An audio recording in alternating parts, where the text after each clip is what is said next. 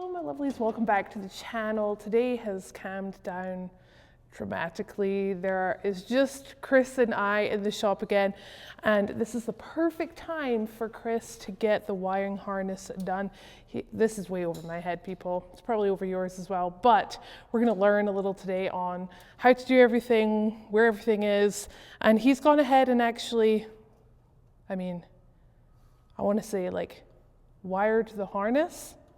I don't know, but he's in the car. We're going to turn around and he's going to kind of talk us through things today. So I did not wire the harness. Okay. Necessarily. Perfect. But as we've been talking about what all the electrical circuits will be and where they'll be, and I made that crazy spreadsheet.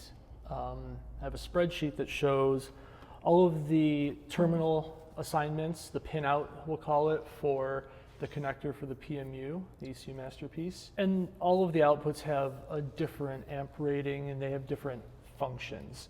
So what I did was we pre-terminated a whole bunch of wire, and this morning I sat in the chair in silence with no one around, and I populated all of these and broke them apart into their base functions. So this bundle of wires, this is all the rear of the car. There's also a little bit of front of the car here if we want later in things like turn signals and marker lights. Marker lights we will use because we have backlighting on most of our rigid stuff has a backlighting function. Mm-hmm.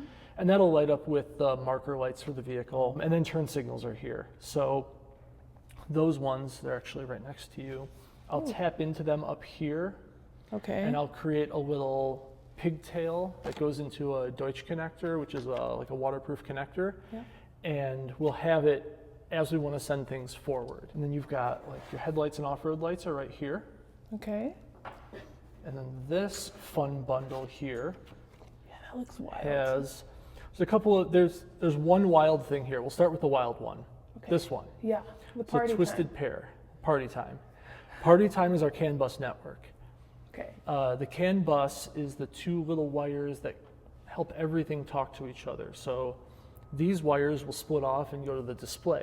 Okay. On the display, we will be able to see every single circuit on here, its status, whether or not it's turned on, and what amperage is being drawn, like what the current flow is there. So this is important. This is also where our button panel goes to.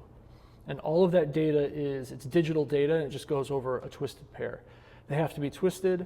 If they're not twisted, you get a bunch of noise in the system and the data doesn't work. This, I believe I determined, is your ignition on wire. Okay. So when we hit the ignition switch, it'll give power to this, that'll power this up, and just powers the unit up. Amazing. The unit gets its power. There's a big bolt that comes out of the top of it, and we actually run a battery cable right to the top. Oh, wow. Because it'll run a couple hundred amps. But, oh, look at that. Oh, and what is this? 12-volt battery cable right to the top. This is the card. Okay. Yeah, so this is our pinout card. Nice. Terminal card. But at the moment, we are going to work on the back half of the chassis. We are. Now I'm probably going to set you guys to a time lapse for this, but going to get to learning. And actually, before we do that, we do have some zip ties that are pretty cool that we want to show you. These. I think they're actually called grip ties. They are called grip ties. They have this little neoprene or silicone rubber there. Mm-hmm. So the cool thing about that is when you put them around a tube, it's not going to. They don't slide very easily, but they also have a little removal tab, which you pull down and they remove. Exactly. So they are reusable. You should definitely check them out. I think I have them actually on my Amazon storefront. So if you're looking to get some, head on over there. But this is what they look like, grip lock ties. I just love the fact that they release as well. It's perfect.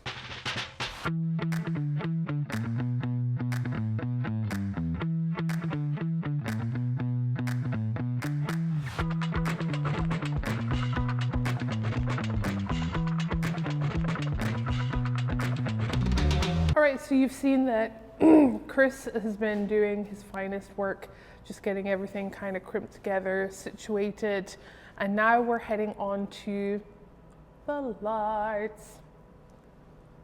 At least the fanciest lights, the fancy lights. The fancy lights. So this chase light right here by Rigid actually has, I don't know, about 14 million different programs. They're very cool. So we're going to be programming them. Correct. So there are 4 modes to this thing. Yes.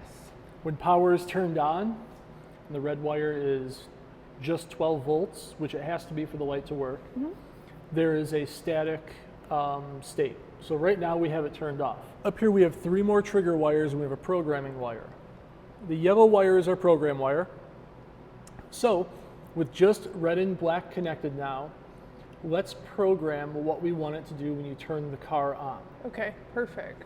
And yes, we are powering all of this off of an M12 Milwaukee battery. I do this quite often. Mode 1. Mode 1.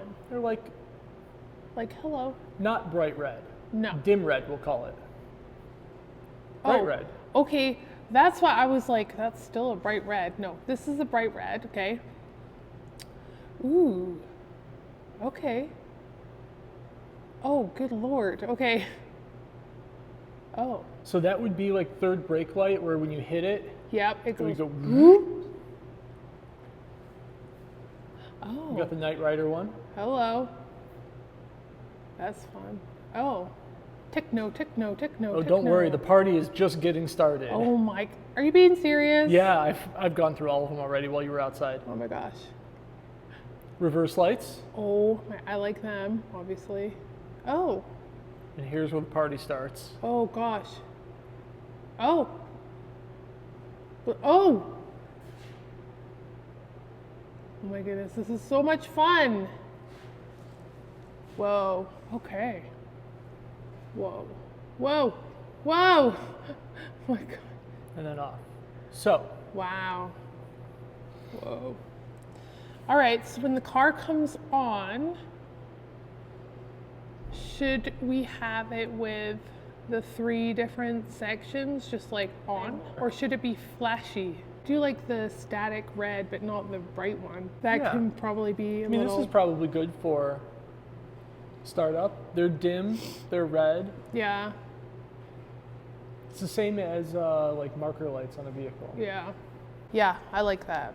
All right, so now when the car turns on, that's our power light. Okay, perfect. Options, give a girl options. Terrible.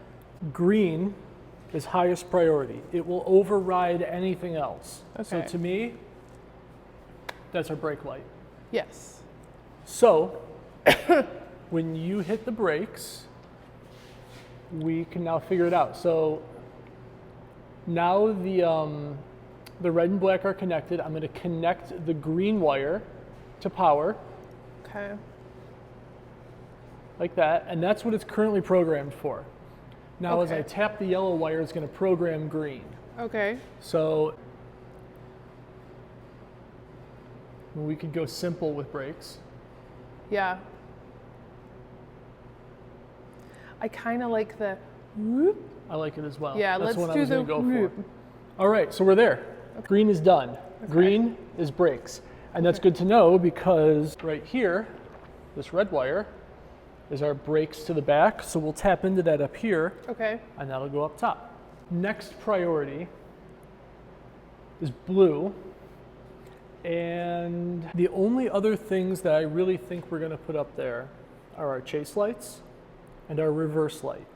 Here's the question. Should chase lights override the reverse, or should reverse override the chase? And I'll give you my answer when you give me yours. I would probably say that chase lights prioritize over. I would completely disagree. Here's why. Why is that? Because if we're in the pits and the chase lights are on and you put it in reverse, how's anybody going to know you're going backwards? If you're on the trail, if we're on the race course, the chase lights are on when we're going, Yeah. and then we stop and you're reversing at traffic. Uh-huh. Should they know that you're in reverse? Yeah. Well, then reverse would have to override chase. This is such a head game to me today. Mm-hmm. Yes, that is probably correct. And what color is that? Blue? All right, blue. So we move our green out of the way, we'll move our white out of the way, and we hook blue up to power. Currently, blue is a turn signal. Okay. let's give blue that nice bright white that we like. There. Oh, There's our reverse. it looks so good. So now every time blue gets hooked up, it goes to reverse. Okay. What's left is white. White will be our chase.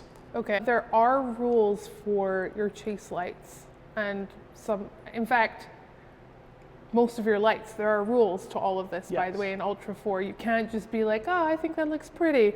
There are rules that you have to abide by. So, yeah. We should look them up. We should definitely look them up. Pause. We're going to look them up real quick. Pause. 5 minutes later. We're back.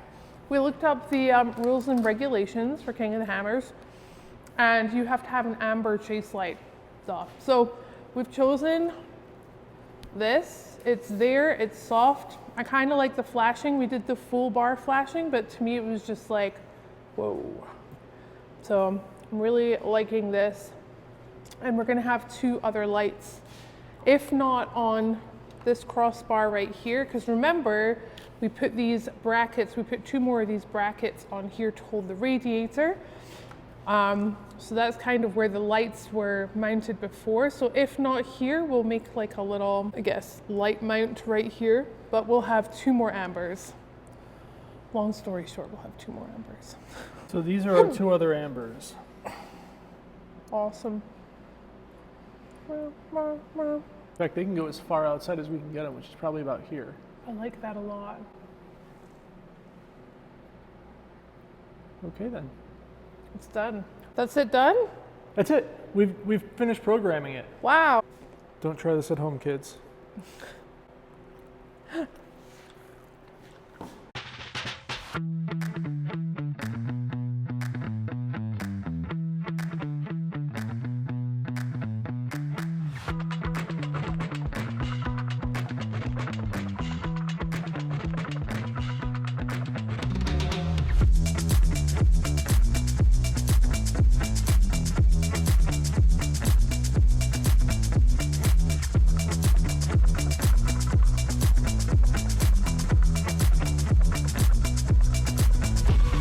Okay, so it has been a whole day of wiring. It just is what it is. But Kris is going to take us through exactly what we've got done so far. I'm very excited about it. All right. So still have our underdash and front of car wiring. Front of car wiring can't really be figured out at the moment. There's front of car things happening that may affect it. So it's all there and it's simple. It's 3 lighting circuits. The front of the car is the easy part.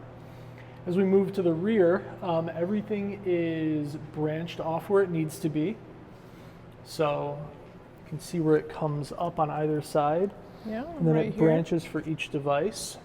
Awesome. Things that were added into the harness are grounds. Yes. So here we have our fans 1 and 2, and then our 3rd fan. Okay. Which may actually get reversed. We may Ooh. start on 1 fan and use the other 2 as backups. Ooh, we'll see. But then we've got grounds, and all the grounds for the fans and the fuel pumps, they go right to the center of the car, and they get grounded there.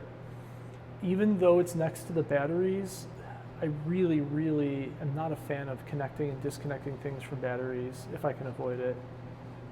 It's just not really my style. The other little connection we have here is our transmission cooler number 1. It's right here, and you can see this is its OE connector. All of our lighting comes here. We did 1, 2, 3 splices here to split off our chase bar. Here is our passenger side wiring. It's going to come all the way back here. This will go all the way back here directly to the tail light here. Yep. Learned a lot today, but also learned it's a very slow and tedious process. But it needs to get done. This is the fast way of doing it, which is incredible. So we're gonna leave it there for tonight. Kris is actually finally heading back home. We are still gonna obviously move on forward with Nessie, but the wiring is here.